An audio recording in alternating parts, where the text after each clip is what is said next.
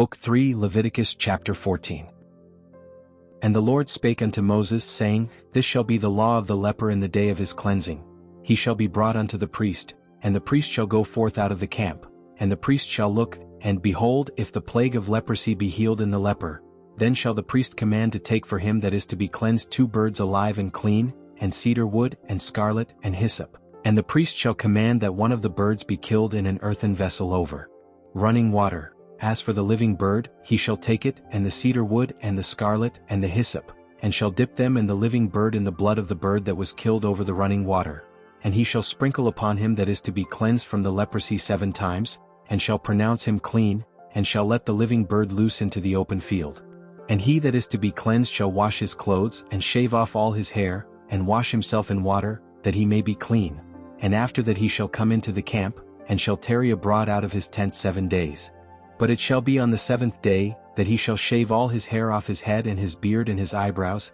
even all his hair he shall shave off. And he shall wash his clothes, also he shall wash his flesh in water, and he shall be clean. And on the 8th day he shall take 2 he lambs without blemish, and 1 ewe lamb of the first year without blemish, and 3/10 deals of fine flour for a meat offering, mingled with oil, and 1 log of oil. And the priest that mocketh him clean shall present the man that is to be made clean, and those things before the Lord at the door of the tabernacle of the congregation. And the priest shall take 1 he lamb and offer him for a trespass offering and the log of oil, and wave them for a wave offering before the Lord. And he shall slay the lamb in the place where he shall kill the sin offering and the burnt offering in the holy place. For as the sin offering is the priest, so is the trespass offering, it is most holy. And the priest shall take some of the blood of the trespass offering, and the priest shall put it upon the tip of the right ear of him that is to be cleansed, and upon the thumb of his right hand, and upon the great toe of his right foot. And the priest shall take some of the log of oil, and pour it into the palm of his own left hand.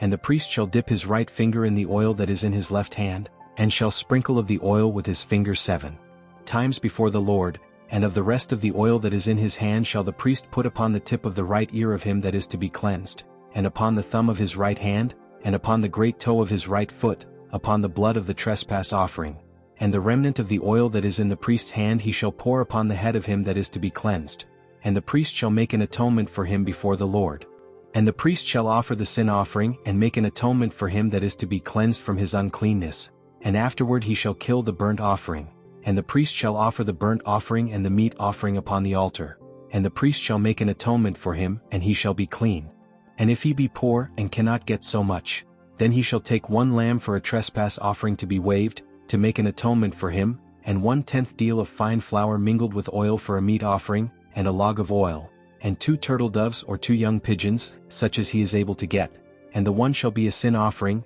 and the other a burnt offering. And he shall bring them on the 8th day for his cleansing unto the priest, unto the door of the tabernacle of the congregation before the Lord. And the priest shall take the lamb of the trespass offering and the log of oil, and the priest shall wave them for a wave offering before the Lord. And he shall kill the lamb of the trespass offering, and the priest shall take some of the blood of the trespass offering, and put it upon the tip of the right ear of him that is to be cleansed, and upon the thumb of his right hand, and upon the great toe of his right foot. And the priest shall pour of the oil into the palm of his own left hand. And the priest shall sprinkle with his right finger some of the oil that is in his left hand 7 times before the Lord. And the priest shall put of the oil that is in his hand upon the tip of the right ear of him that is to be cleansed, and upon the thumb of his right hand, and upon the great toe of his right foot, upon the place of the blood of the trespass offering. And the rest of the oil that is in the priest's hand he shall put upon the head of him that is to be cleansed, to make an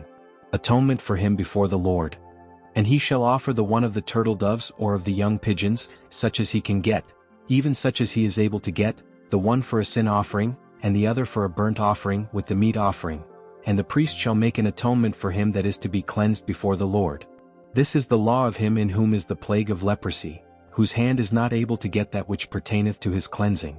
And the Lord spake unto Moses and to Aaron, saying, When ye be come into the land of Canaan, which I give to you for a possession, and I put the plague of leprosy in a house of the land of your possession, and he that owneth the house shall come and tell the priest, saying, It seemeth to me there is as it were a plague in the house. Then the priest shall command that they empty the house before the priest go into it to see the plague, that all that is in the house be not made unclean. And afterward the priest shall go in to see the house, and he shall look on the plague, and behold, if the plague be in the walls of the house with hollow strakes, greenish or reddish, which in sight are lower than the wall. Then the priest shall go out of the house to the door of the house, and shut up the house 7 days, and the priest shall come again the 7th day and shall look, and behold, if the plague be spread in the walls of the house, then the priest shall command that they take away the stones in which the plague is, and they shall cast them into an unclean place without the city, and he shall cause the house to be scraped within round about, and they shall pour out the dust that they scrape off without the city into an unclean place, and they shall take other stones and put them in the place of those stones, and he shall take other mortar and shall plaister the house. And if the plague come again and break out in the house, after that he hath taken away the stones, and after he hath scraped the house and after it is plaistered, then the priest shall come and look, and behold, if the plague be spread in the house, it is a fretting leprosy in the house, it is unclean. And he shall break down the house, the stones of it and the timber thereof, and all the mortar of the house, and he shall carry them forth out of the city into an unclean place. Moreover, he that goeth into the house all the while that it is shut up shall be unclean until the even.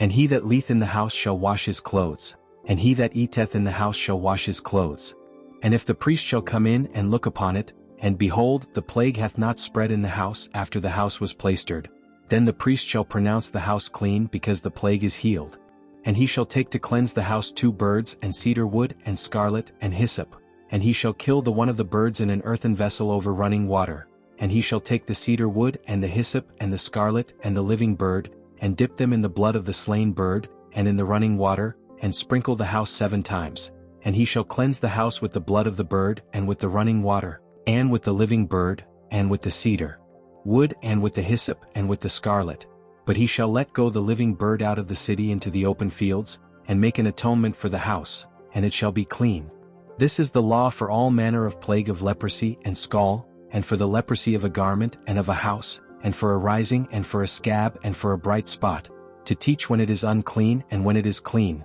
This is the law of leprosy.